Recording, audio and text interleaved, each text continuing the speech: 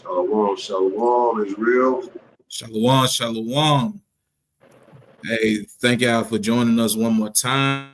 I'm going ahead and let y'all know now that I'm having camera issues. It may or it may not work, but we ain't gonna worry about that. God. We are gonna keep on pushing through the spirit to make it go. We have made it one more time through another week to another Sabbath rest. And first and foremost, we want to give all praise, glory, and honor to Yahweh, Bahasham, Hamashiach, Yahawashi. We are back to the Sabbath Sense, back to our Sabbath rest, time to get some edification, time to magnify the name of the Lord harder than we ever have before, get into these precepts, get into this history, and do some real deal learning. So, as we do in the spirit of the Sabbath Sense, we like to preface you for the class, letting you know the tools that you will need. First and foremost, you will need your Bible. This is the tool that you will use to cut through all the false ideologies, blasphemies, and lies that this world presents to us on a daily basis. Following that, you will need something to write with and something to write on. What is the point of being in any class if you don't have notes? What is the point of attending any institute of learning if you don't have reference material to refer back to? So we strongly urge you to get something to write with and something to write on so that you can take these notes, review these precepts, and try these words that we speak today to see if they be true or not. Following that, you will need a highlighter if you use such. And beyond all these things, you will need a sincere and meek spirit ready to learn and hear the words of life. As we do with the Sabbath Sense, we like to crank it off with a law of the day. And for our law of the day, we will be going to the book of Leviticus, chapter 13, starting at verse 29. Said 29. King. Book of Leviticus, chapter 13, verse 29. If a man or woman have a plague upon the head or the beard, then the priest shall see the plague.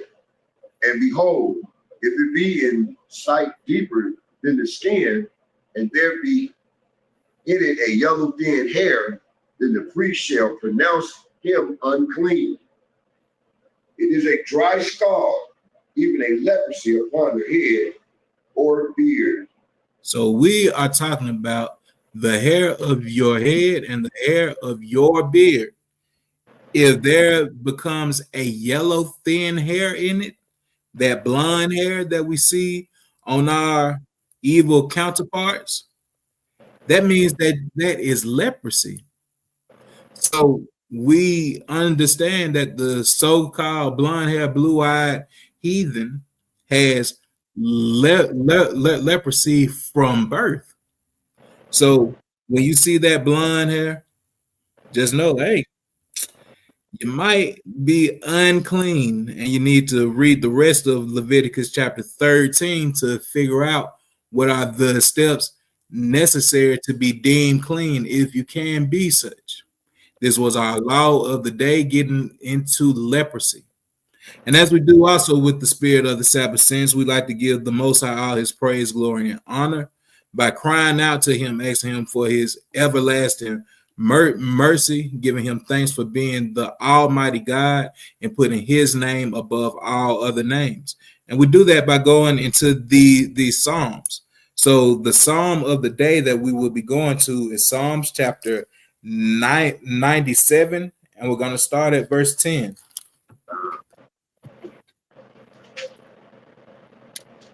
Book of Psalms, chapter 97, verse 10.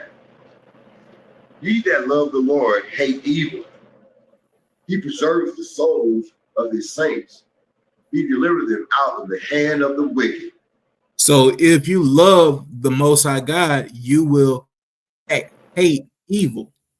That means that anything that goes against these laws, statutes, and commandments, you will hate. So if you love the Most High God, you will hate the fact that people eat pork. You will hate the fact that our people have become parts of the alphabet community. You will hate the fact that your brothers and your sisters continue to live in a way that is hateful toward their brothers and their sisters. And you will be doing everything to admonish them to live a righteous lifestyle. But it starts with you coming back to these laws, statutes, and commandments so that you can be fully converted in your own self before you can tell anybody else to do anything. So check yourself first. Figure out, am I really just letting things in the world just continue to be in my life because I have a secret love for them? Or are you cleaning up your act on the daily basis to get rid of all these lies, get rid of all these sinful ways, and truly turn to the Most High God? Read it on, King. Uh, light, 11. light is sown for the righteous, and gladness for the upright in heart. So the good things, the light, the things that come from you doing what is right, those things are reserved for the people who truly dedicate their lives to the service and the obedience of the Most High God. They have turned away from the ways of the world. They have turned away from the things that they learned growing up in whatever environment they were in. They are saying that we are no longer living under Gentile ways, and we're coming back to our royal priesthood and our royal heritage as the children of the Most High God, being the Israelites. And by doing so, you become glad, you become joyous. There is nothing more joyful than serving the Most High God, because within Him there is ultimate peace. There is no worries, there is no sorrows, there is no doubt, because you have faith that the Most High God will uphold all the promises that He has laid out for us from the beginning, from Abraham to Isaac to Jacob, to you being part of those 12 tribes in modern day 2024. You know that He will be blessing you with everything that He has promised us throughout this book if we continue to remain faithful and hate all the evil acts of this world. Read it on, King. Rejoice in the Lord, ye righteous, and give thanks at the remembrance of His holiness. And by us being the righteous seed, we should be constantly rejoicing in the Lord, being glad every single day that the Lord made us Israelites, being glad every single day that the Lord woke us up to understand what is going on, being glad every single day that we have a chance at repentance and salvation every single day. This is a gift that not everyone receives, even of our own people, because the scriptures plainly say in the book of Romans chapter 9 that they are not all Israel which are of Israel. So you are the best of the literal best for the simple fact that you strive to do right every single day. So constantly be glad in the Lord, constantly be striving for perfection, constantly be changing your ways so that you can see that ultimate salvation and reward in the end. And moving on forward, we'll be getting into our Paleo Hebrew word of the day. Well, I would rather say our Paleo Hebrew word of the week. And for this week's word, we have Quadash. We see the Paleo characters Da and Shah. The last two come together to form the Dash sound. Quadash. And this word means set apart, to move or place someone or something separate from the whole for a special purpose. And we have our Strong's reference here, Strong's H6942. Our word is Quadash. And another way to view this word set apart is holy. Holy means set apart. So when we see this word holy throughout the scriptures over and over, When we look at the front of our Bible and it says Holy Bible, that means that this collection of books is set apart from any other knowledge, any other form of doctrine, any other form of so-called wisdom that is laid out through this world. This is the set apart knowledge, understanding, and wisdom, and it is reserved for who? Us. So be grateful that the Most High God has made us Quadash. Once more, our Paleo Hebrew word of the week is Quadash. Now, let's move on forward to the nitty gritty. As you see the topic of the class here, it says, are you Gehazi? Now, before we can ask that question about who this man is, we need to figure out who we are. So I'm going to pose this in the simplest way ever. Who are you? Are you just a black man? Are you just a Puerto Rican woman? Are you just somebody living in America? Are you an American, a Jamaican, a Bahamian, a Haitian? Who are you? And what is the name that the Most High God gave you? So, as we know that the ultimate knowledge and information that we have comes from this holy oracle called the Bible, we should go into there to figure out who we truly are. So let's move to the book of 2 Samuel, chapter 7 and verse 23.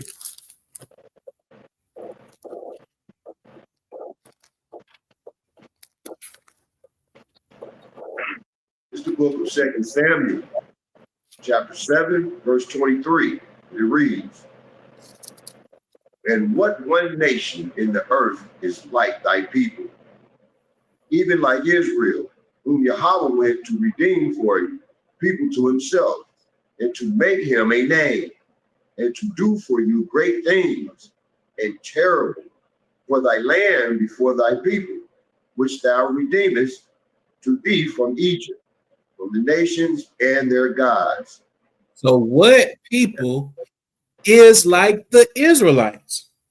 Who else can say that the Most High God pulled them from another nation, from a captivity, to make them his people? Who else can say that they received the lively oracles in the wilderness? Who else can say that they have seen all these miracles? Who else can say this? It is only you. It is only you and your forefathers. The so-called Edomites can't say that. The Elamites can't say that. The Moabites can't say that. The Ishmaelites can't say it. The Hittites and the Jebusites and the Girgashites, none of these other nations can say that the Most High God has truly made them holy. This is only something reserved for his people. Reading on there, King.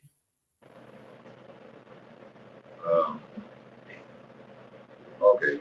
For thou hast confirmed to thyself thy people Israel to be a people unto thee forever, and thou, Lord, art become their Yahweh. And we are the Lord's people forever. So it doesn't stop. It does not change. We are his. We are the apple of his eye. That is something that we should not ever take for granted.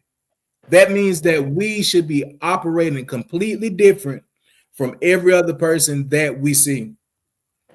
So what does this truly means to say that we are God's people? Let's move to the book of Deuteronomy chapter 7 and verse 6.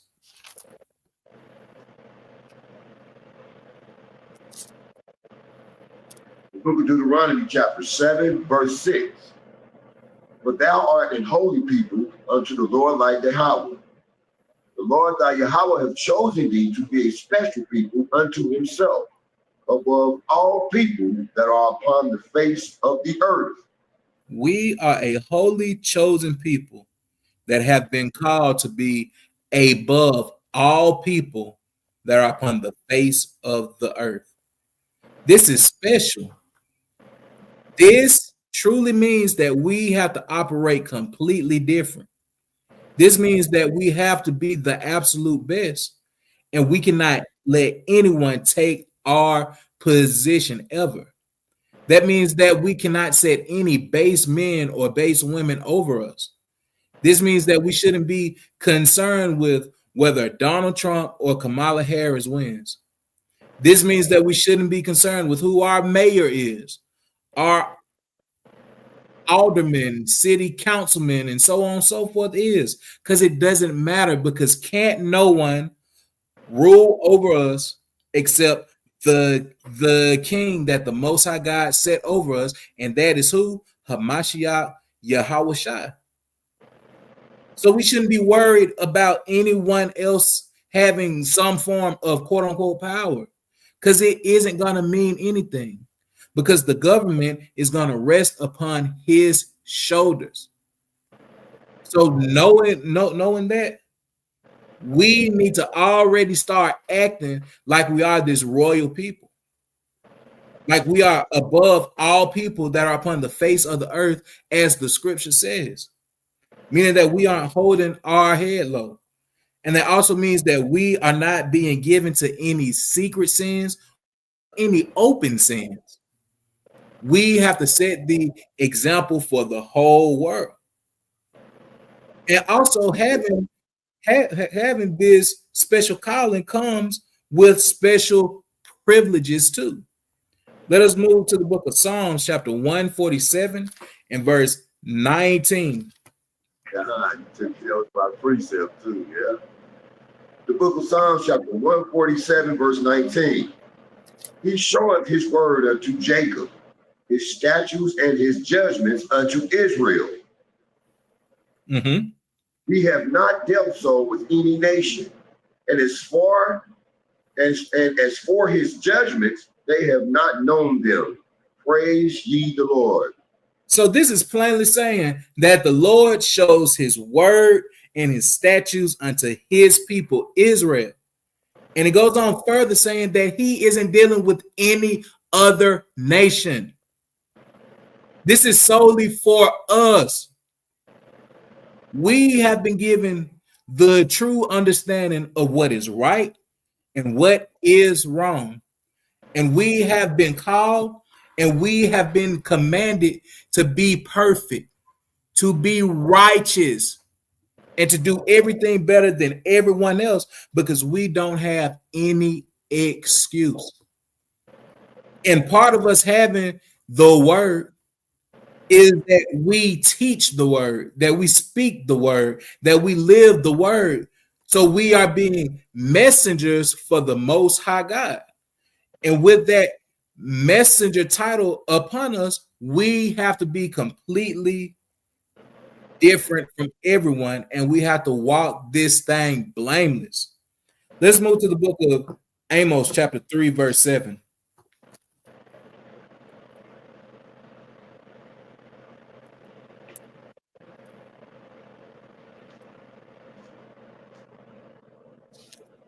Amos. Where you at? Okay. Amos is right Book of after. Amos, the book of Amos, chapter 3, verse 7. Surely the Lord Yahweh will do nothing, but he revealeth his secrets unto his servants and prophets. So the Most High God reveals his secrets, his words to his servants, the prophets. The prophets. So we already previously saw that the word is only given to Israel. So Israel has the calling of prophethood, meaning that we are the only people that can be prophets. We are the only people that can clearly deliver the message of the words of life. That's a heavy, heavy office that we should not take for granted by any means. And this is a true responsibility of every single Israelite. Let us move on to the book of Numbers, chapter 11 and verse 29.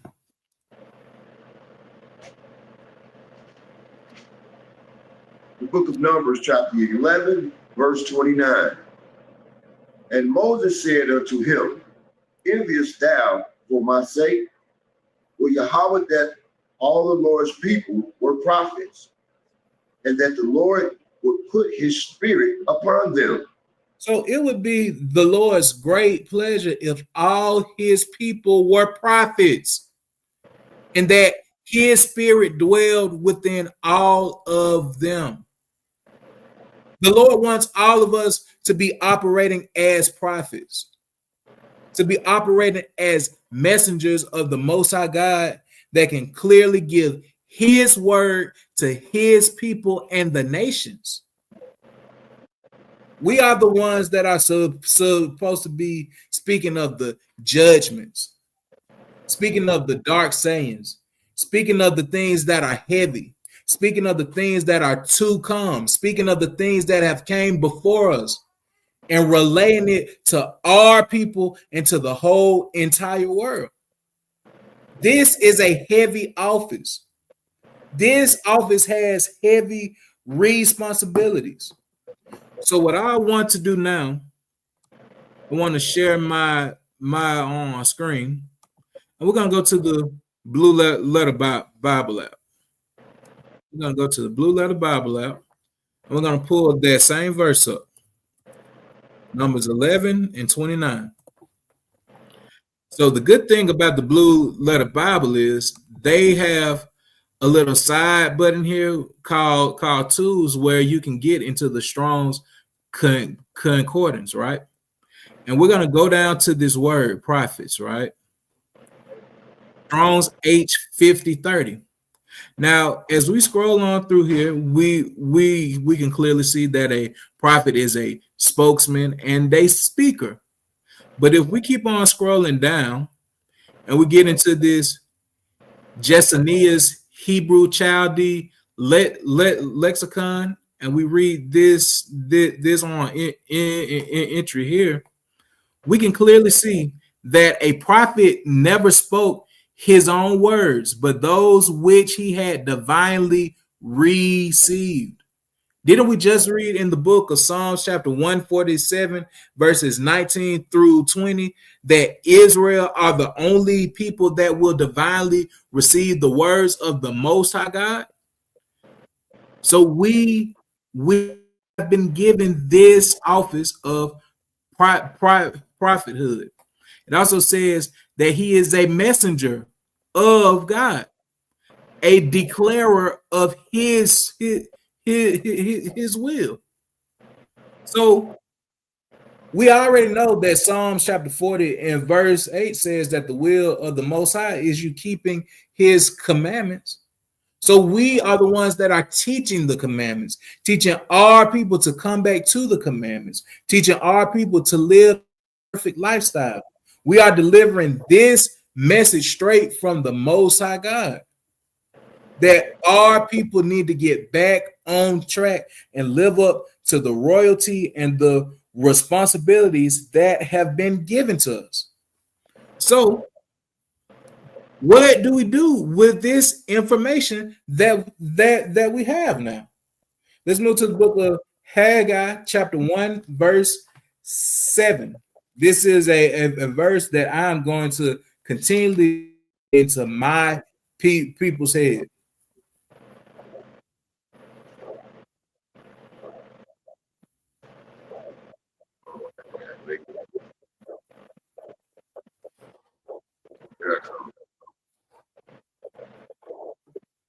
Say 1 verse 7. Okay. Book of Haggai, chapter 1, verse 7. Thus saith the Lord of hosts, consider your ways. So the Lord is telling us to consider our ways. This is something you, as an Israelite, as a prophet of the Most High God, should be constantly doing. Considering your ways. Considering, am I worthy of this office? Am I worthy to speak the words of the Most High God? Am I worthy to teach others to come back to their God? Am I living my life in a proper way that reflects my God? Because we are made in his image. Are we doing things that the Lord would do? Or are we living our lives as demons and devils? We have to consider our ways constantly.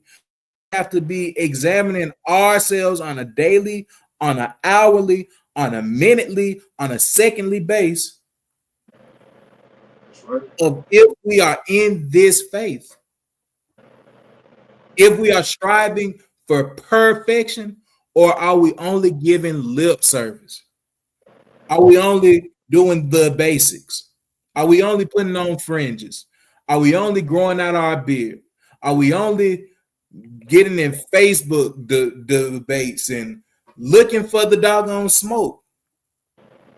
Are we only wanting to prove that we know a little bit more than the next person? Are we going to just sit up debating whether the Sabbath falls on the seventh day or is it by the new moon? Are we going to continue to keep falling for these silly traps, or are we going to live up to the true prophethood that has been given to us? Right. It's time to consider your ways, Israel. And today we will be looking at a prophet to see if his ways were right or wrong. So it's time to learn about Gehazi. Gehazi, Gehazi, Gehazi. So the first question is, who is he? Let's move to the book of Second Kings, chapter 4, and let's get verse 8.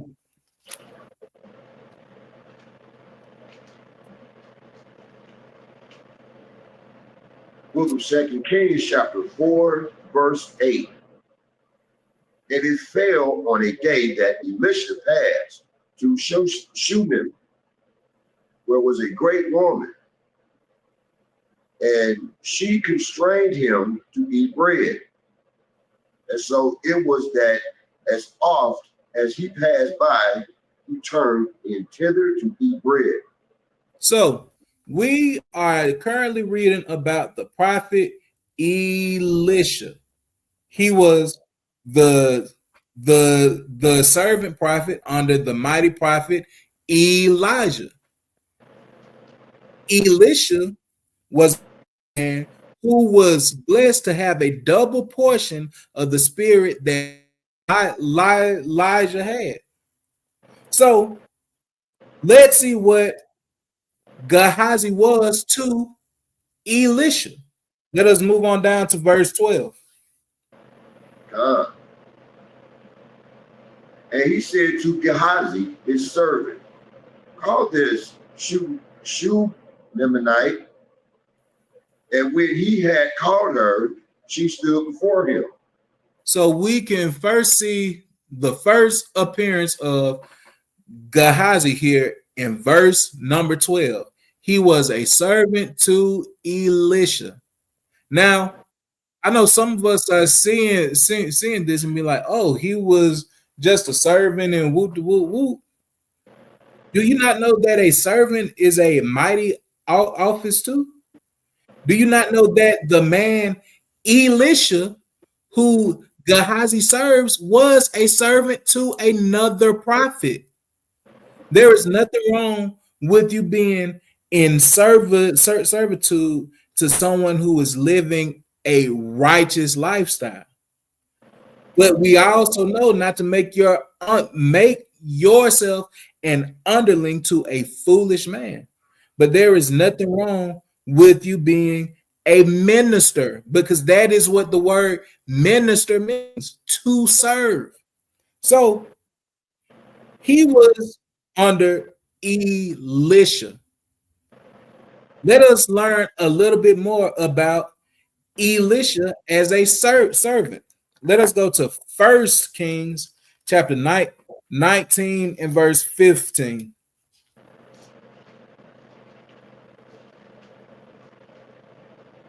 book of 1 Kings, chapter 19, verse 15. And the Lord said unto him, Go return on the way to the wilderness of Damascus. And when thou comest, anoint Hazael to be king over Syria. Hazael. Hazael, Shalakia. So this is Elijah receiving prophecy from the Most High God on some certain tasks that he needs to do. So the first thing that we see here is the Lord telling him to anoint Hazael as the king of Syria. This is him talking to some heathens, right? Moving on forward. And Jehu, the son of Nimshi, shalt thou anoint to be king over Israel.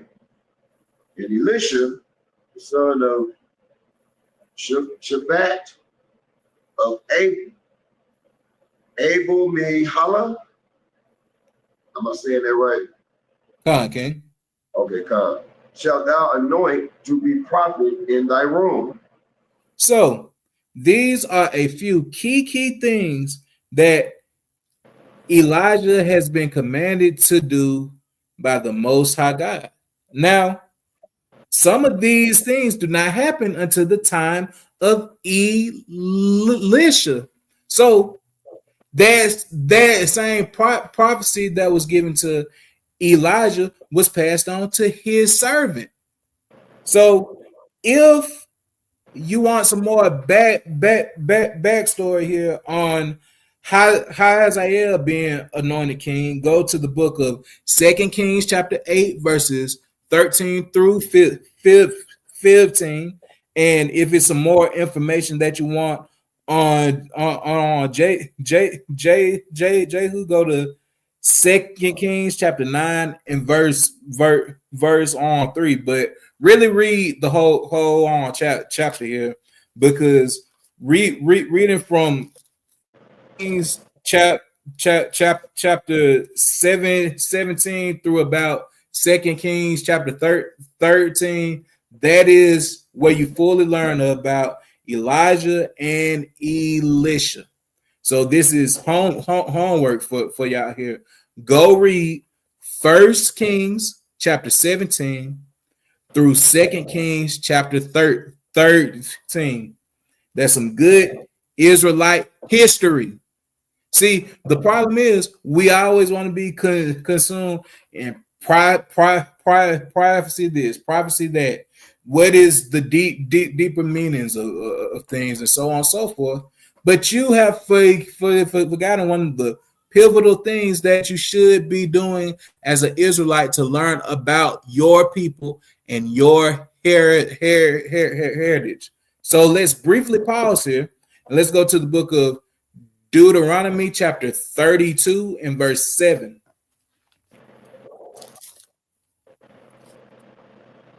The book of Deuteronomy chapter 32 verse 7. Remember the days of old. Consider the years of many generations. Ask thy father, and he will shew thee. Thy elders, and they will tell thee. So you have to remember the days of old. So you can't just be focused on the Psalms, the Proverbs, Sirach, Wisdom of Solomon, reading Paul's letters, and the more so things that you find entertaining. You have to get into the history of your kings and your prophets, and you can primarily find this through Judges, through the Chronicles.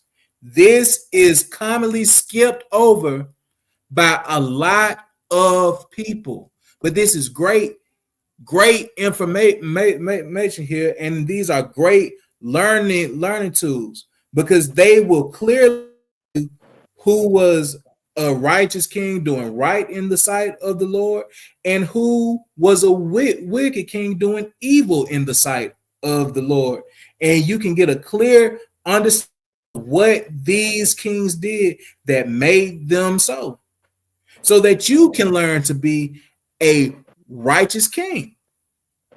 So it's very important to get into the history. We didn't learn about George Washington, Abraham Lincoln, Attila the Hun, Genghis Khan, Napoleon Bonaparte, and so on and so forth. It's time to learn about your history. So consider the years of many generations and learn what happened before you. So let us move back to the book of First Kings, and let's get chapter 19, and let's read verse 17 one more time. Book of First Kings, chapter 19, verse 17. And it shall come to pass that him that escapeth the sword of Hazael shall Jehu slay, and him that escapeth from the sword of Jehu shall Elisha slay. So we also see that Elisha was a big part of prophecy. So knowing that we cannot count anyone out just because they were someone's servant. Never think that you are just a doggone follower because you are following someone else. But just make sure that the person that you follow follows Christ. Simple. Now, let us get into more of Elisha servitude. All right. Let us go to the book of First Kings, stay in chapter 19 here. Let us go to verse 19. The book of First Kings, chapter 19, verse 19. So he departed thence and found Elisha, the son of Shaphat, who was plowing with 12 yoke of oxen before him, and he with the 12th. And Elisha passed by him and cast his mantle upon him. So a mantle that is pretty much a cloak or a piece of fabric that was known by people that the prophets wore commonly, just a cloak. Elijah cast his mantle upon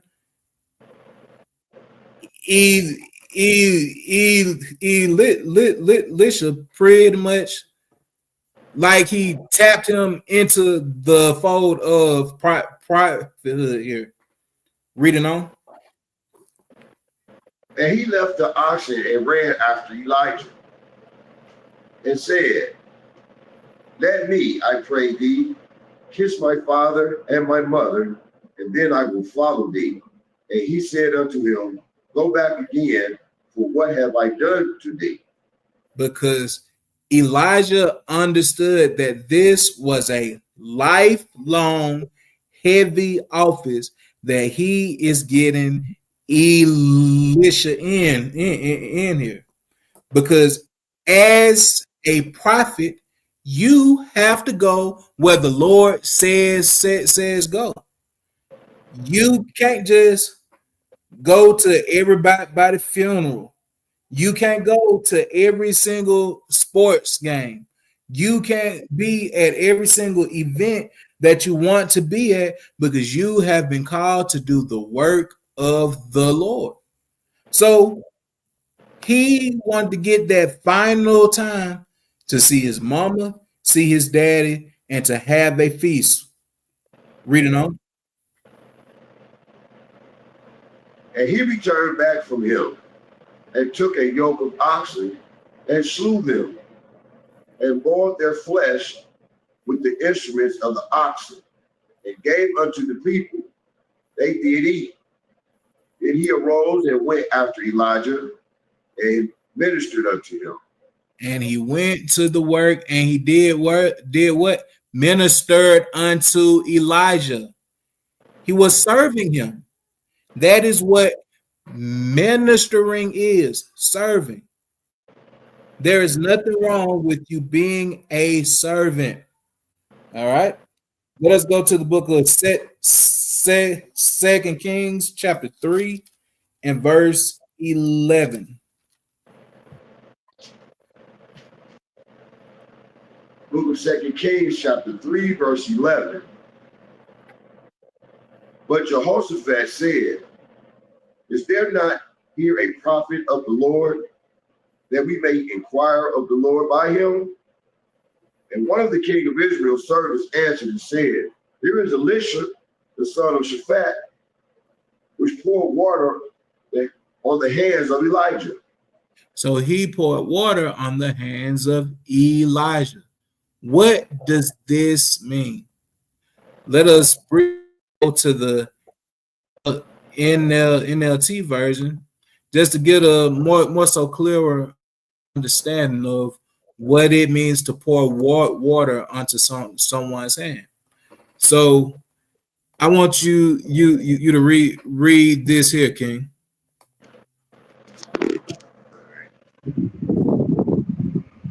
One king of Joram's officers replied, Elisha, son of Shaphat, is here.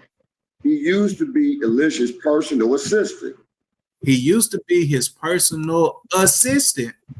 So he was Elijah's what? Servant. Point blank period. All right. Now let us move on forward to the book of Sirach, chapter 39 and verse 4.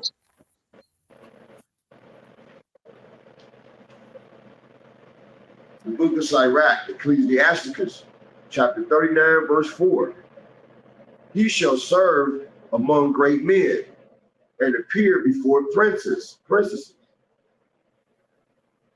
He will travel through strange countries, for he hath tried the good and the evil among men. So the book of Psalm 39, this is talking about the man that gives his mind to the law of the Most High God. And one of those joys of on doing that is you will serve among great men. There is nothing wrong with you being a servant. Why? Let us go to the book of Matthew 10 and verse 24.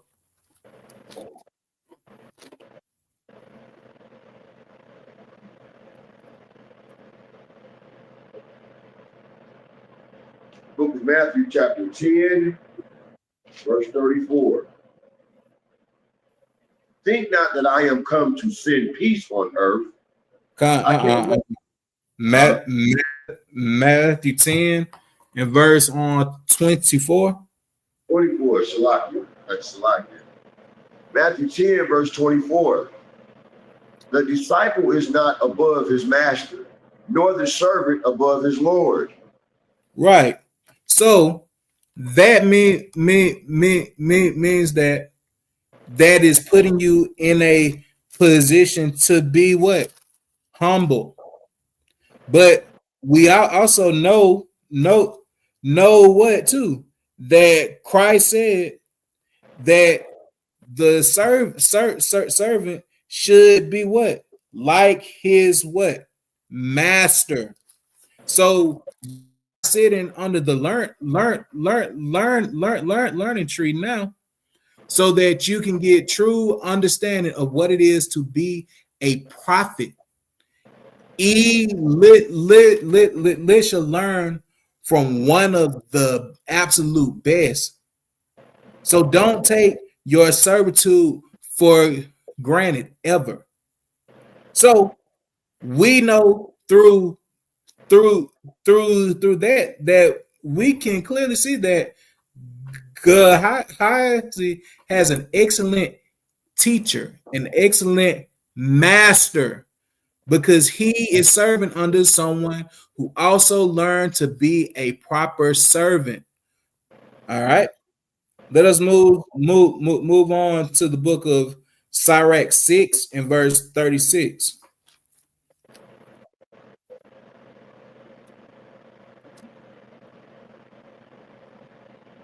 The book of Sirach, Ecclesiasticus, chapter 6, verse 36. And if thou seest a man of understanding, get thee betimes unto him, and let thy foot wear the steps of his door. So if you see a man of understanding, put yourself in a position to be near unto him. This is what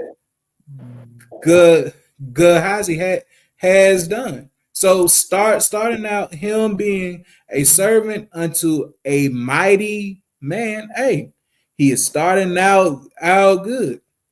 We also see that he is about action, and he is about protecting his master. Let us move to the book of Second Kings, chapter 4, and verse 27.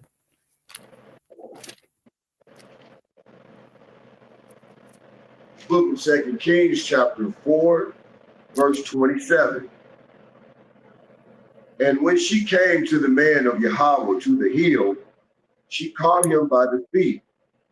But Gehazi came near to thrust her away. And the man of Yahweh said, let her alone, for her soul is vexed within her. And the Lord hath hid it from me, and hath not told me. So this is another homework assignment for you. Read the book of 2 Kings chapter 4 and learn about this Shunammite woman that Elisha goes to see here. Over the course of the time here, he prophesied to the woman that she would have a son, although that her and her husband were very, very old. And we will see through our reading that son ended up getting hurt, and that son ended up dying. And she laid him on the bed that she would let Elisha lie on when he came through. And over the course, she had went to go seek him out because her son died. So where we are at now in verse 27, she has ran to him, and we see who? Gehazi ready to boot her out because she running up wild. So we see that he is a proper servant, doing what he feels is right, protecting his Lord. So saying that so far he has some pretty good qualities, right? He is learning from a good master, and he's about that action. And we also see that he follows orders too. I want you to read verse 29.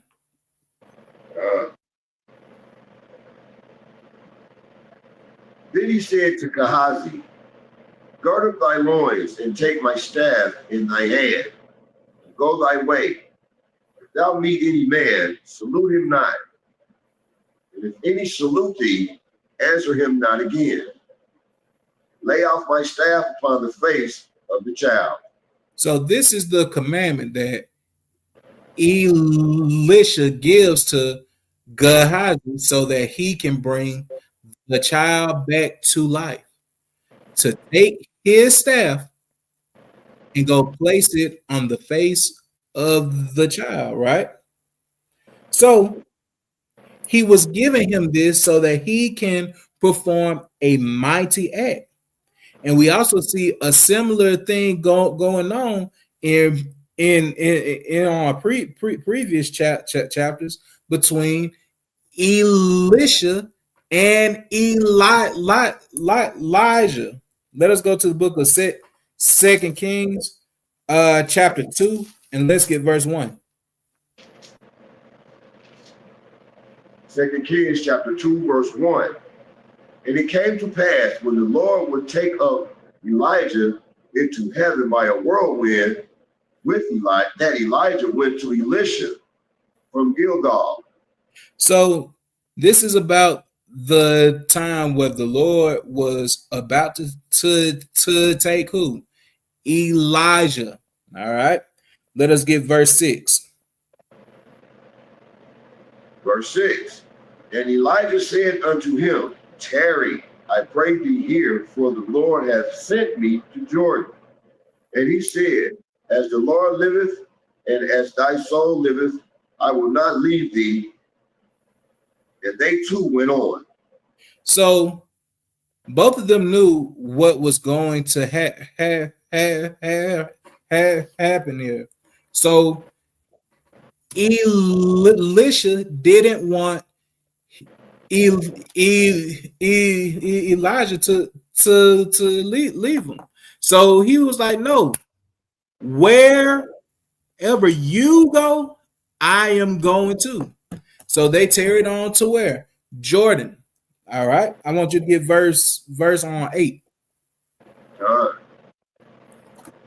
And Elijah took his mantle and wrapped it together and smote the waters, and they were divided hither and thither, so that they may so that two went over on dry ground. So we see that Elijah is a mighty prophet to where he just took his doggone cloak, thrust it at the water, and the water split so that they could walk over dry land, right? I want you to go to verse 13. He took up also the mantle of Elijah and fell from him and went back and stood by the bank of Jordan. So from then until now, the Lord has now come to take Elijah, and he is gone. And the only thing that remains from him is what? His cloak. So Elisha has it now, and he is back where? At the Jordan River. Read it on, King. And he took the mantle of Elijah and fell from him and smote the waters and said, Where is the Lord Yahweh of Elijah? And when he also had smitten the waters, they parted hither and thither, and Elisha went over. So Elisha got that double portion of the spirit that he asked for, to where he was able to do the same mighty act. Let's get verse 15 there. And when the sons of the prophets, which were to view at Jericho, saw him, they said, The spirit of Elijah does rest on Elisha. And they came to meet him and bowed themselves to the ground before him. So they understood that Elisha is now a high prophet.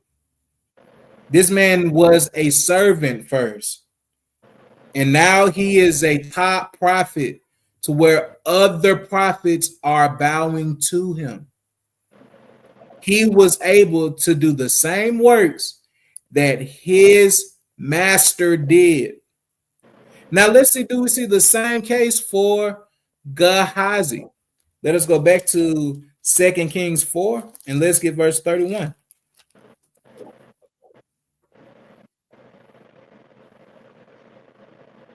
The book of 2 Kings, chapter 4, verse 31. And Gehazi passed on before them and laid the staff upon the face of the child. But there was neither voice nor hearing. Wherefore he went again to meet him and told him, saying, the child is not awake. So we see Gehazi didn't have that same power that Elisha had, although he had Elisha's staff, the same way Elisha had the cloak of Elijah. So what do we see here? Gehazi lacked the necessary power to revive the Shunammite woman's son. So the question that we have to ask, are you like Gehazi? Do you lack the power to do the mighty? Or are you living up to the servitude of your master, who is Christ, who had said he has given us power to do these miracles and greater?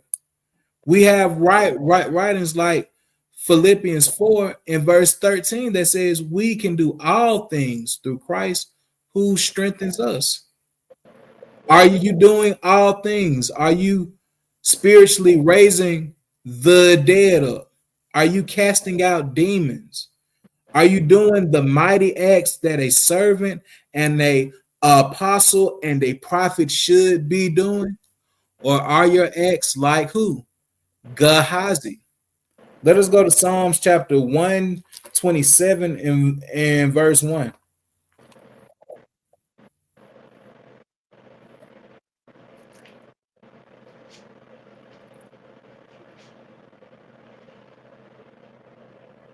The book of Psalms, chapter 127, verse 1.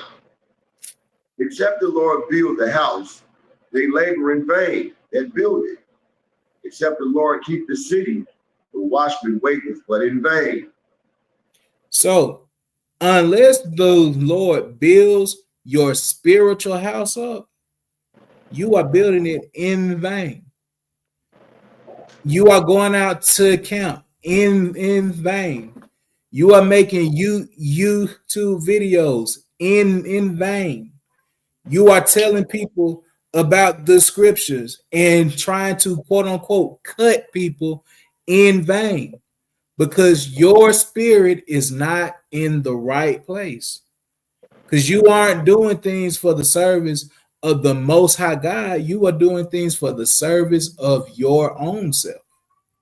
Because you want to be recognized as a top teacher. You want to be recognized as the known prophet. You want other people to, in a sense, bow down to you.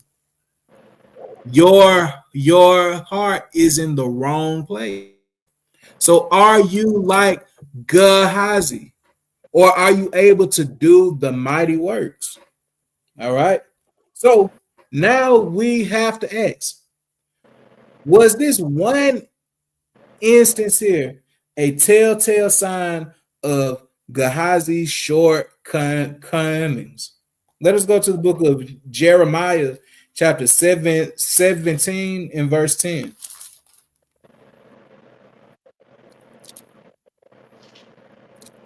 The book of Jeremiah, chapter 17, verse 10. I, the Lord, search the heart.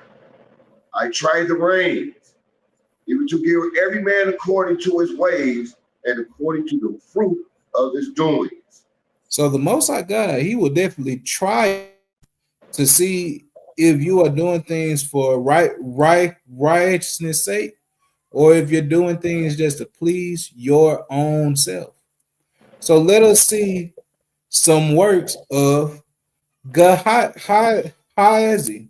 Let us go to 2 Kings chapter 5, and let's get verse 1. The book of 2 Kings, chapter 5, verse 1. Now Naaman, captain of the host of the king of Syria, was a great man with his master, and honorable, because by him the Lord had given deliverance unto Syria. He was also a mighty man in valor, but he was a leper, So Naaman was a Syrian captain in the Syrian kingdom. He was mighty, but there was a problem that this heathen had. He was a leper. He had leprosy. Read it on, King. And the Syrians had gone out by companies and had brought away captive out of the land of Israel a little maid, and she waited on Naaman's wife. Read it on. And she said unto her, Mistress, would Yahweh my Lord were with the prophet that is in Samaria, for he would recover him of his leprosy. So pretty much, this Syrian caught an Israelite girl, and she was serving his own wife, right? So her remembering the goodness of the Lord spoke and said, hey, there is a prophet who can cure Naaman of his leprosy. And she is talking about who? Elisha. So let us do some more reading. Let's go to verse 5. And the king of Syria said, Go, and I will send a letter unto the king of Israel. And he departed and took with him 10 talents of silver and 6,000 pieces of gold and 10 changes of raiment. So the king of Syria, he was putting on for his mighty captain, because he understood that he needs to take care of servants, right?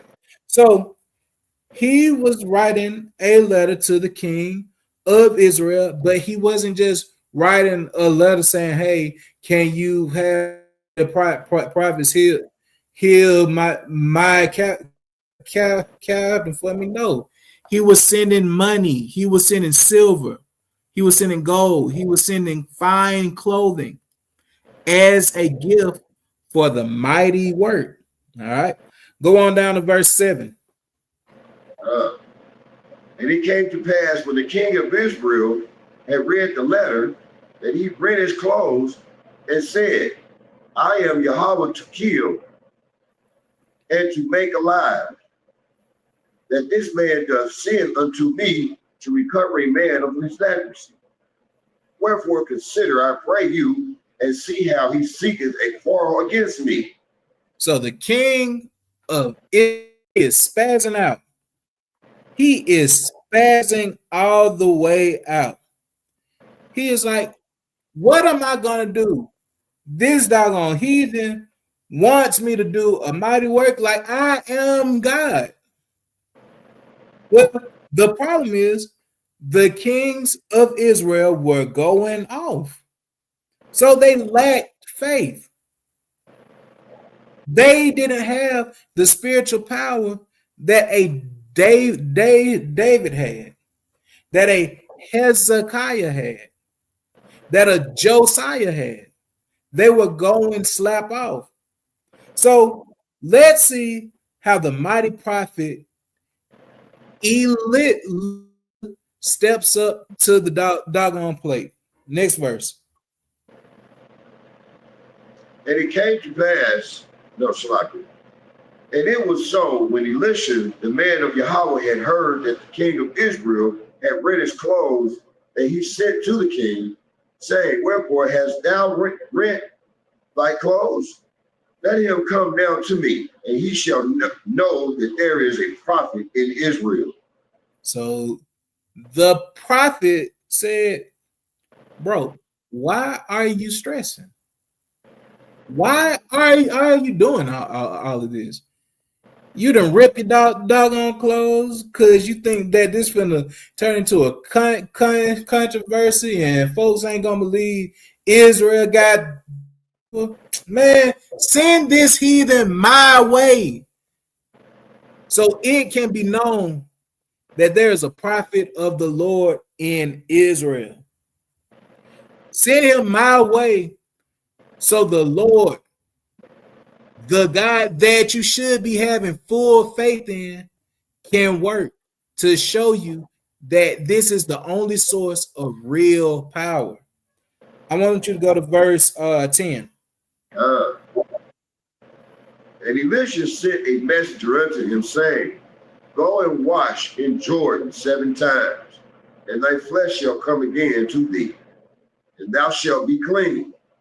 So this was what Elisha told to the heathen here. Take your nasty behind to that water and take a bath 7 times. And the heathen, if you read it on, if you do your homework and read 1 Kings chapter 17 through 2 Kings chapter 13, you will find out in chapter 5 here that the heathen got mad because this was just a simple answer that Elisha gave him. He was mad because he didn't tell him to do something spectacular. Man, as a matter of fact, let's see. Next verse. We'll bring it out full here. God. But Naaman was wroth and went away and said, Behold, I thought we'd surely come out to me and stand and call on the name of the Lord of Yahweh and strike his hand over the place and recover the leper. So this heathen wanted a doggone show. This is what they want from us. A show. They want you to lift your hands and clap them together and scream Heba Jeba and all of that. No. Because we simply trust in the Lord and we wash our bodies and take baths. It's simple. Trust in the Lord. Do what he says do. It's that doggone simple. Read it on, King. Salakia, I have a question. So basically, I mean, this guy got leprosy, but he got leprosy because he nasty. Is that what you're saying? Just need to wash it. No, just okay, chill out. On there. Because we already said these heathen don't be bathing. Right. That's what I was asking because they don't wash, man. All right. I was just analytical comedic role. All right. But the overall fact stands here that the heathen wanted to see a spectacular show where a light cast down from heaven comes down and touches him, and he see his flesh slowly change back, and all you hear is in the background and all of that. No. The Lord is going to make his work show forth in ways that you will never expect. In some ways can be very, very plain. Just as you go into the Jordan River and taking a bath 7 times. Simple. Read it on, King. Verse 12. Are not Abner and Pharpar,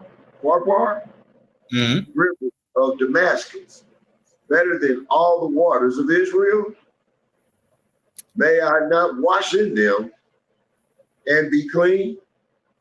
So he returned and went away in rage. So he was like, ain't the waters from my homeland better than these waters that these Israelites got?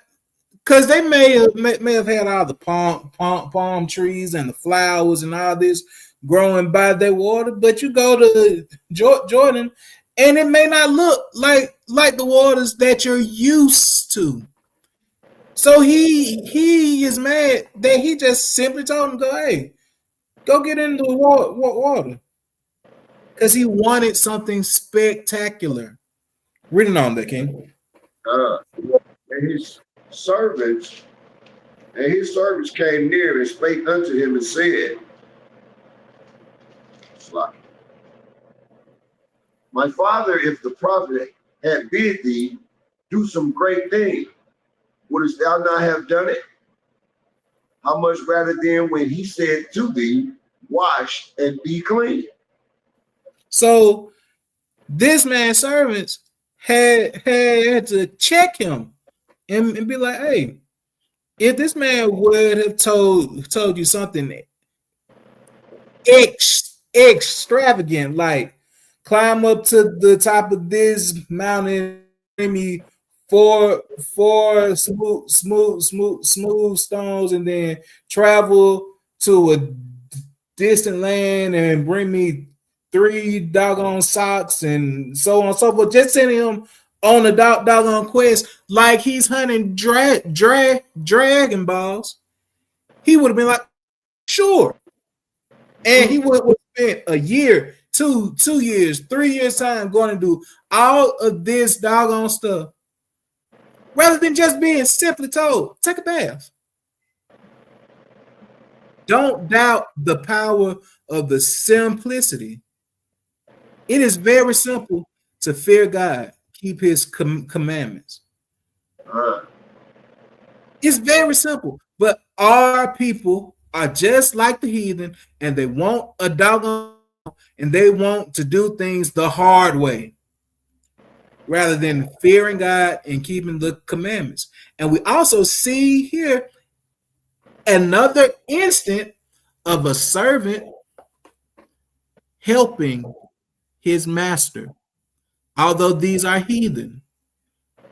Never put any doubt in your servitude. You play an important role. Read it on, King. Then went he down and dipped himself 7 times in the Jordan, according to the saying of the man of Yahweh. And his flesh came again like unto the flesh of a little child, and he was clean. So by him doing what he was told, he was made clean. Point blank period. Read it on. And he returned to the man of Yahweh, he and all his company, and came and stood before him and said, behold, now I know that there is no Yahweh in all the earth, but in Israel. Now, therefore, I pray thee, take a blessing of thy servant. And now this heathen knows that there is no other God but the God of Israel. That's it. That is the only God. So it don't matter what other God from his homeland that he grew up with. He is now convinced that the only real God is the God of Israel. And he learned that through who? The prophet. Read it on, King. But he said, as the Lord liveth. Wait a minute, hold on. That's right. Okay. But he said, as the Lord liveth, before whom I stand, I have received none. And he urged him to take it, but he refused. So this heathen offered the prophet some of that gold, some of that silver, some of them clothing for telling him just to take a bath. And Elisha was like, no, because he is waiting for the reward from the Lord. It's that simple. It's the same how when Abraham went to the slaughter of the kings, that the Sodomite king wanted to give him some of the gold, some of the silver, some of the servants, some of this, some of that. But Abraham said no, because I don't want to give you the doggone chance to say that you elevated me. Only the Lord elevates me. Come. Do you also believe, well, not what you believe, but You believe Elisha didn't take that money because he could have felt he was going to be taking the glory from the Most High?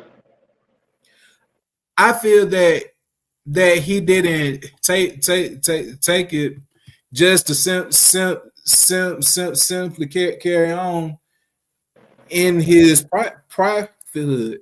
Like he wasn't worried about money. He wasn't worried about having land, riches, and all of that. He was simply called to do the work of the Lord. But it's very interesting that you ask me that too, because we are about to learn a little more about what his servant did. So that there was a great segue there.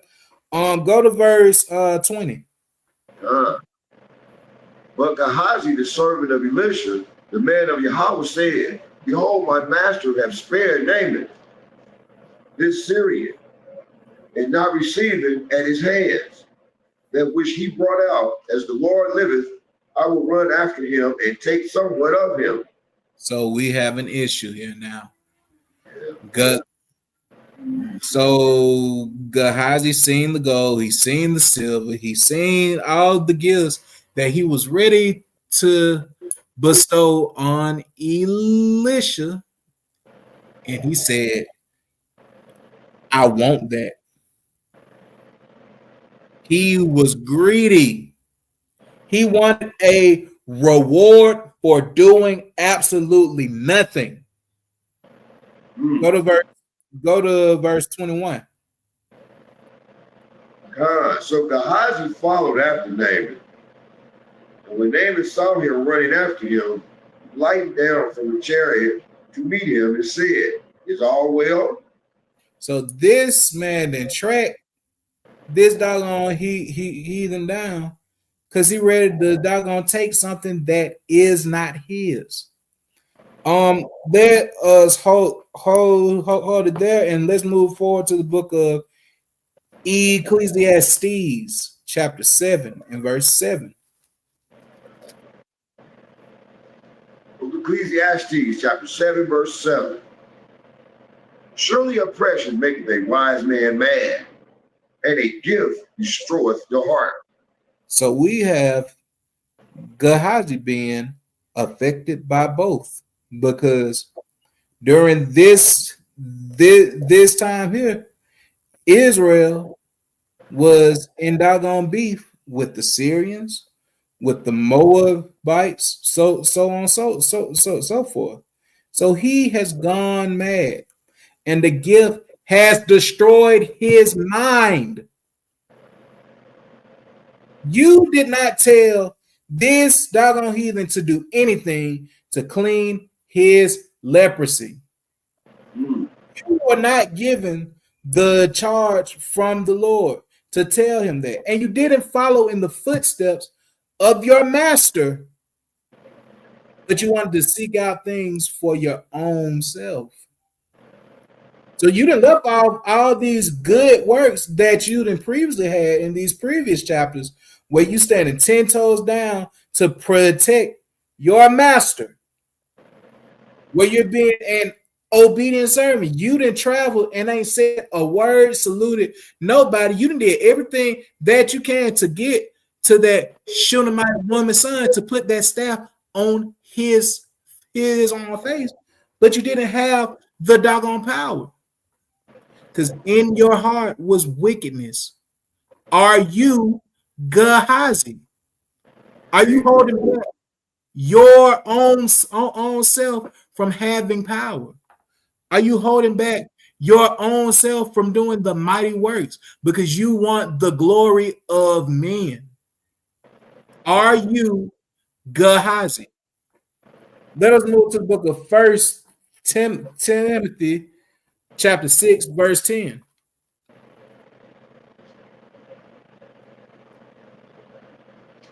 The book of 1 Timothy, chapter 6, verse 10. For the love of money is the root of all evil, which while some coveted after, they have erred from the faith and pierced themselves through with many sorrows. The love of money is the root of all evil. Because you see the gold, you see the doggone silver, and you love it more than you love righteousness. It says, why coveted, they have erred from the faith. Because you want what someone else has or what someone else had the opportunity to get. You're covetous. And this is why you are lacking and your faith isn't built up. You are holding yourself back for some money, for some foolishness. You're doing overtime on the Sabbath when you know that you shouldn't. You breaking laws when you know that you shouldn't. Because you ain't fully built up. You have been constantly laboring. Yeah, you teaching. Yeah, you telling folks to keep the commandments. Yeah, you cutting folks. You carrying your doggone Bible everywhere, and you making sure that you wearing your fringes and your zeets. You were showing up to camp with the doggone with the scarf.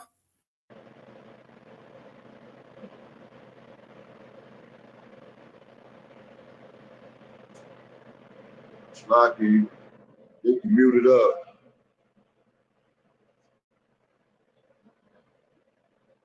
Okay, well, while he's trying to come back in, I'm gonna read a precept about the covetous man. And it's To the book. You back. are, yeah, you on now. Okay, now I was just gonna read that precept from Sirach 10 and 2, I think. Hold on. Oh, here it is. 10 and 9. Why is earth and ashes proud? There is not a more wicked thing than a covetous man. For such, the one setteth his own soul to sale, because while he liveth, he casteth away his bowels. I was just bringing that out because we was talking about the covetous man, and there's nothing more wicked than the covetous man or a person.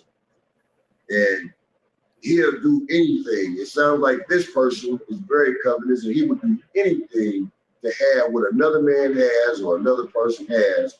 He'll go as far as selling his soul to get what another man has because he's covetous. And he also will sell his vows, meaning that he will let a man go in his backside for riches and gold. Like Gehazi seemed like he was heading down that same path of covetousness. I yield. King. And then furthermore, we can view this the same way how we view men going after women in the world currently. This doggone gold and this silver and on our clothing that Elisha turned down, he is still wanting it. So he wants another man's sloppy seconds.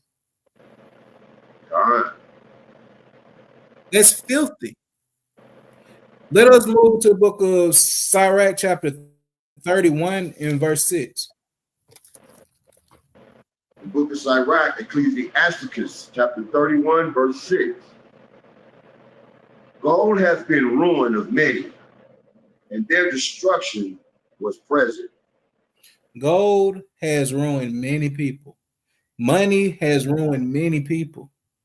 Whether you are the lowest of the doggone low, or you have been exalted to a prophet of the Most High God, because your heart is in the wrong doggone place. And we see that still going on in Israel today. Selling out for money, coming up with doggone philosophies and doctrines to get money. having people pay for the truth. Now, it ain't nothing wrong with you setting up a way for someone to donate to your account or to your congregation, but it shouldn't be something where you always talking about give me this, send me money and this and that and whoop whoop whoop. That's wickedness.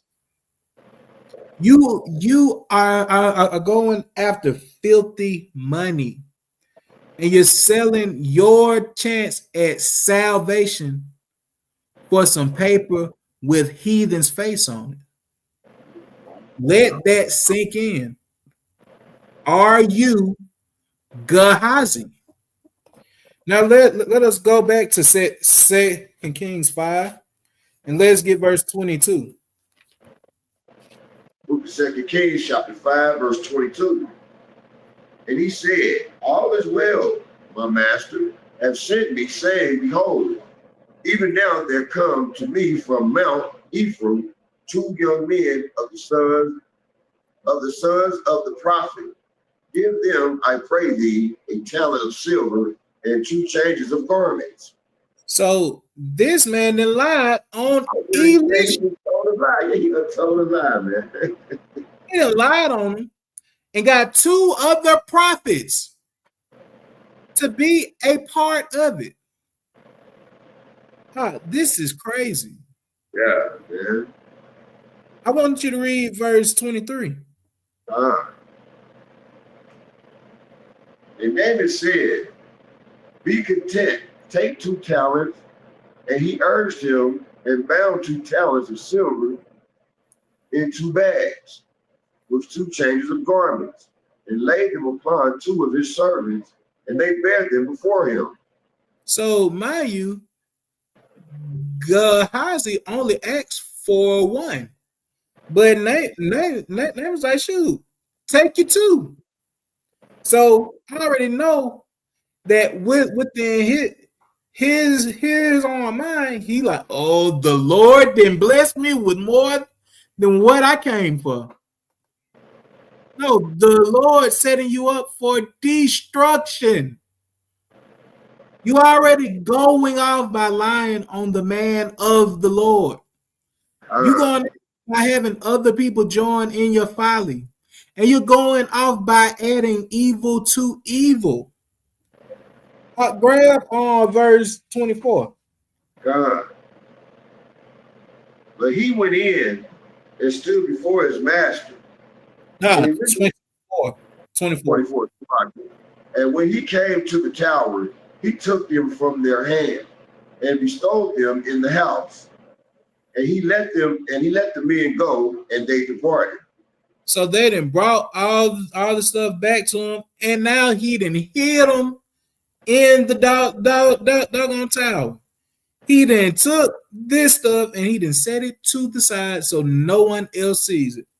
So let us break these things down and let's see what the errors come into play. Let us go to the book of Exodus, chapter 20, and verse 16.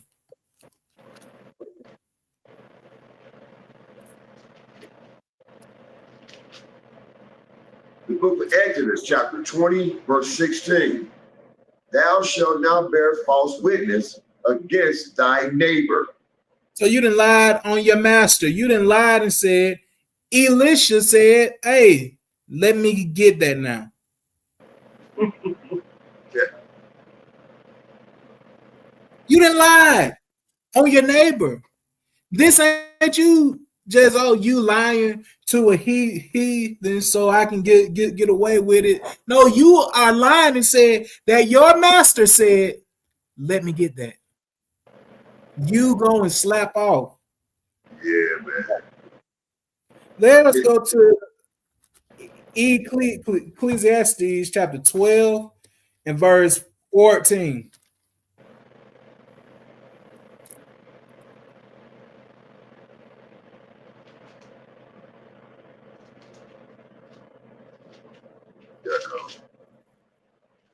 The book of Ecclesiastes, chapter 12,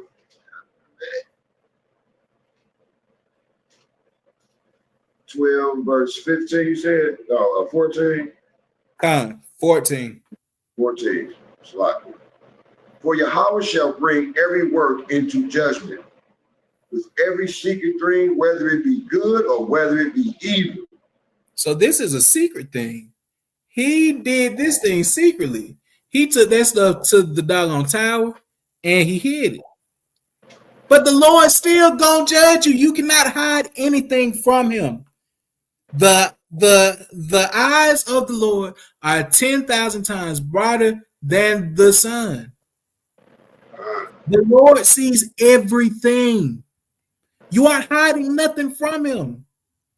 So I don't know why to this day our people still think they can get away with their secret sins. Are you Gehazi? Now, let's not leave out the other two prophets. Let's not leave them out. Where did they go off at? Let's go to the book of Exodus, chapter 23, verse 2.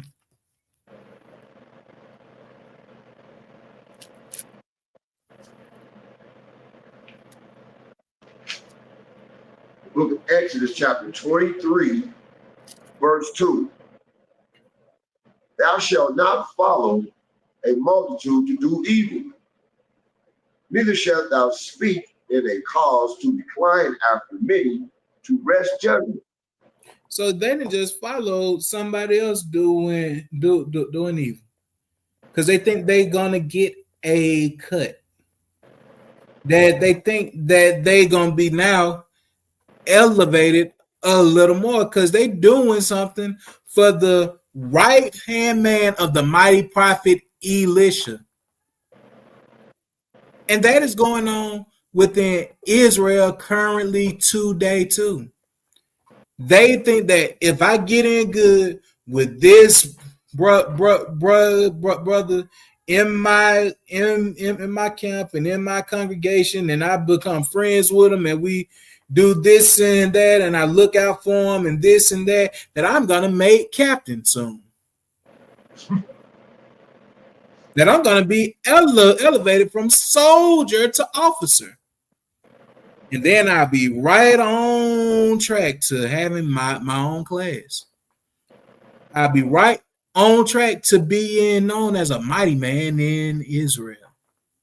If I just suck up to this brother and do this and do that and help him, and if I don't say anything to him because I saw him smoke, blunt, or I didn't check him because he didn't have on fringes, or if I just let him pass on by when I see him not knocking down every single girl at the doggone bar after count and not saying, "Hey brother, ain't that your wife now?" and this and that, or ain't you fornicating? Nah, I'm gonna just let them continue to slide because I want to be captain in 6 months. Stop following a multitude to do evil. Now, let us go on back to 2 Kings 5, and let's get verse 25. Book of 2 Kings, chapter 5, verse 25. But he went in and stood before his master, and Elisha said unto him, Hence comest thou, Gehazi? And he said, Thy servant went to whither? So now he is lying. He has said, Thy servant went whither, meaning that he went nowhere. Nigga, don't you know that he can tell that you weren't there? Furthermore, even if he didn't see you not there, this man is a prophet. He has a high level of discernment. The Most High is dealing with him. Hey, you just lying. Just straight up lying. Read it on, King. God. And he said unto him, Went not thy heart with thee when the man turned again from his chariot to meet thee? Is it in thy to receive money? and to receive garments and oil and olive yards and vineyards and sheep and oxen and maidservants and maidservants. So Men servants and Elisha, maidservants. yeah. So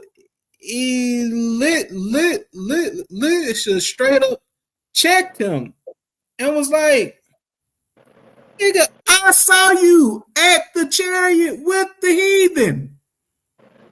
I saw you bringing the other two little niggas with you. I saw you getting the doggone silver. I saw you getting the doggone garments. I saw you hiding them. Why do you think that I asked, where were you? He said, this isn't a time to be receiving all these good things. Why? Because Elisha has patience.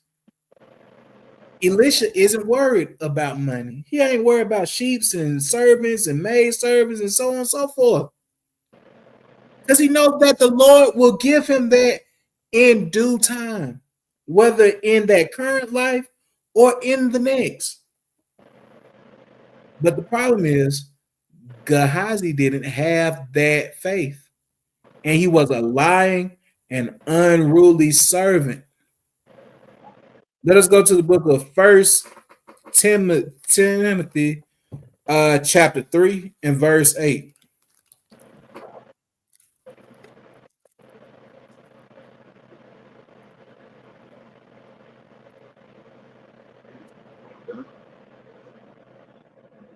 Book of 1 Timothy chapter 3, verse 8. Likewise must the deacons be grave, not double-tongued, not giving too much wine, not greedy of filthy lucre. So, what is a deacon? So, what I'm going to do once more is I'm going to share my screen. I'm going to pull up the blue letter Bible. I'm going to go to 1 Timothy 3, verse 8, click my tools, and then we're going to go down to this word deacon. It's a Greek word, diakonos, and this Strong's is G1249, diakonos. And what does the word deacon mean? One who executes the commands of another, especially of a master. A deacon is a servant, an attendant, a minister. A servant, a minister. So one could definitely say that Gehazi was Elisha's deacon. But is he living up to the qualifications of a deacon? I think not. Because a deacon shouldn't be double-tongued. But we clearly see that this nigga lying. Just outright lying. It also says what? That a deacon shouldn't be greedy of filthy lucre.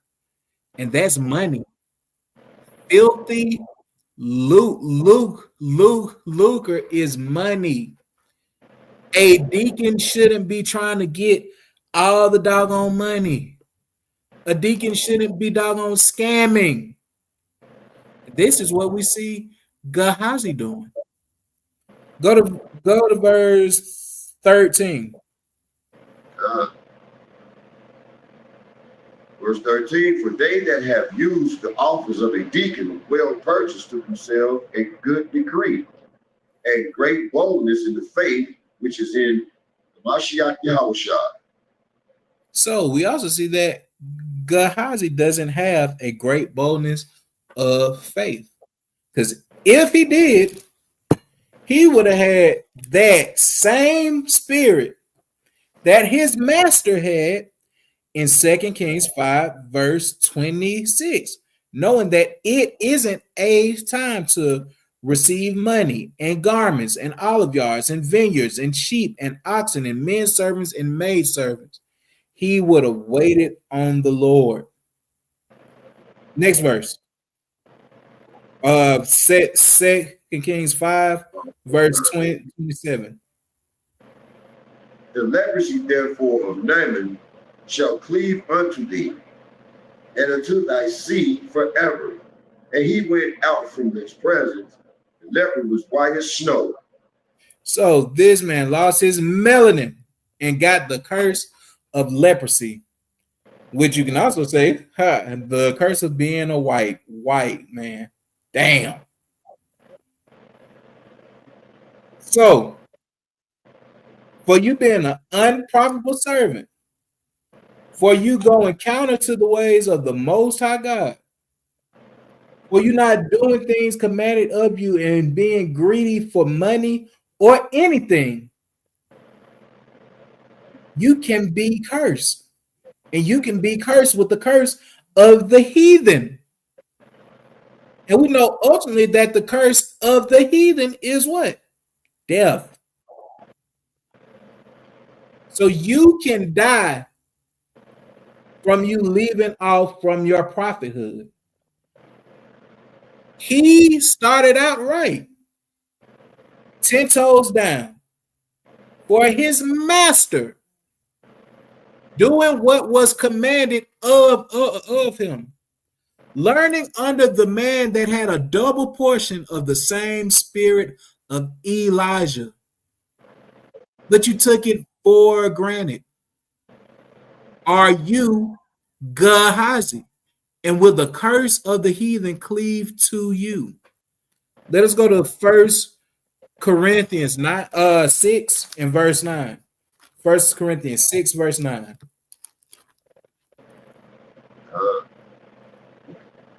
The book of 1 Corinthians, chapter 6, verse 9. Know ye not that the unrighteousness shall not inherit the kingdom of Yahweh? Be not deceived, neither fornicators, nor idolaters, nor adulterers, nor effeminate, nor abusers of themselves with mankind. So we already see that Gehazi is an idolater because he is putting money on a pedestal. Next verse. Nor thieves, nor covetous, nor drunkards, nor revelers, nor extortioners shall inherit the kingdom of Yahweh. And we see that he also is a thief and he is covetous. So if these are qualities that you have as a servant and a so-called prophet of the Lord, if you continue in your evil ways, you ain't gonna make it to the kingdom. Are you Gehazi? Let's go to Revelations chapter 22. Let's get verse 14.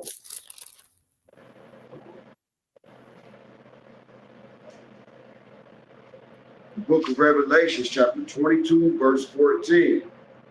Blessed are they that do his commandments, that they may have right to the tree of life, and may enter in through the gates into the city. If you keep the commandments and you do them well and you do them right and you live a blameless life, if you live up to your office of a prophet and you continue in the mighty acts and your faith is built up to the point where you don't worry about anything and you're not trying to scam or do anything evil, the kingdom is for you. But what is the counter to it? Next verse. For without are dogs, and sorcerers, and whoremongers, and murderers, and idolaters, and whosoever loveth and maketh a lie. We see that Gehazi was an idolater and a liar. Don't be Gehazi. Let us go to the book of Baruch, chapter 4, verse 28.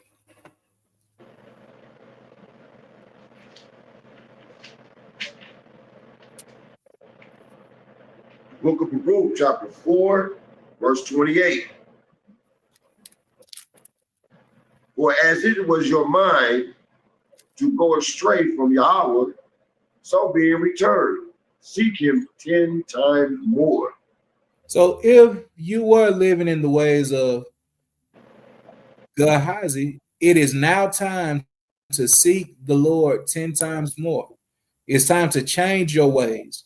It's time to come back to the righteousness of the law. It's time to build up faith, and it's time to set aside evil. Let's go to the book of number 6 and verse 24. The book of Numbers, chapter 6, verse 24. The Lord bless thee and keep thee. May Yahweh Bahasham Yahawashi bless you and keep you. Read.